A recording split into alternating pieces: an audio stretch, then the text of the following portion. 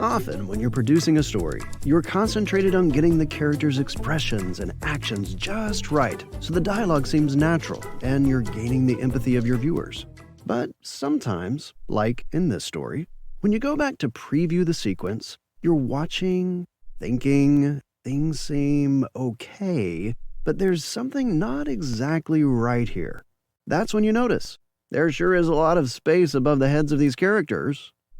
Hey!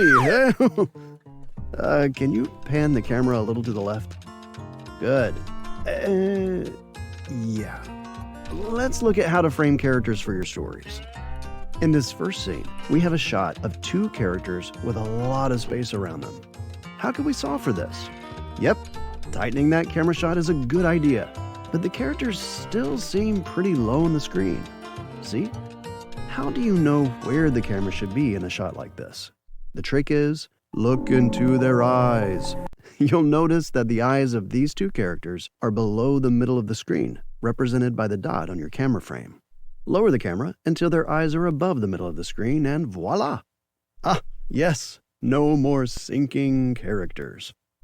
In the close-up of this character in scene 2, you'll notice right away that the eyes are below the dot. In a close-up like this, lower the camera to the same level of the eyes. It's okay if the top of their head extends past the top of the frame. Much better. But you notice that the other character's hand enters that close-up. That's a distraction. So all you have to do is drag her away from the shot. It's fine. Your viewers won't know that she's levitating. In the close-up in scene 3, the character's eyes are just below the midpoint. But when you preview this scene, you'll notice that the action takes her chin off the screen. Another easy fix. Just drag the camera down until her eyes are just above the midpoint and her face stays on the screen. Nice.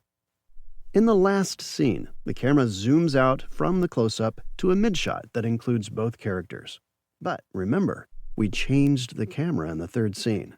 We need to fix that so the camera doesn't have a sudden change of position, like this.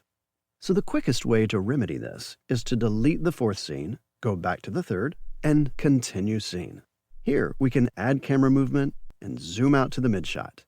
Look into their eyes. Are they above the middle of the screen? Ah, beautiful! And now we have a sequence of shots where the characters are center stage, displaying their actions and their emotions without distraction. With this simple guideline, you'll be framing characters like a pro. There you go.